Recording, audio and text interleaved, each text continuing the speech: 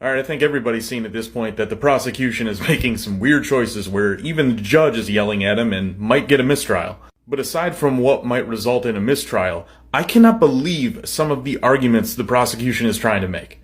It resembled the types of weapons that are used in first-person shooter video games, correct?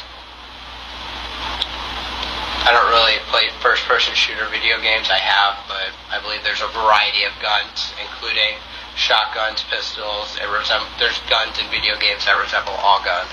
Isn't it true when you would hang out with Dominic Black, you'd play Call of Duty and other first-person shooter video games?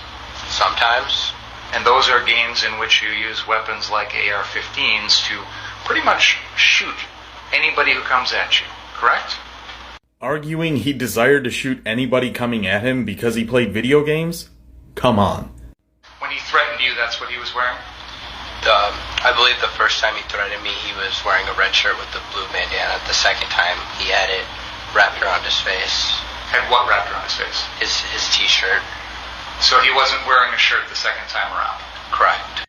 So when you are running away from him at the 63rd Street car source, you're thinking to yourself, this is the guy who had made a threat to me earlier. Is that fair to say?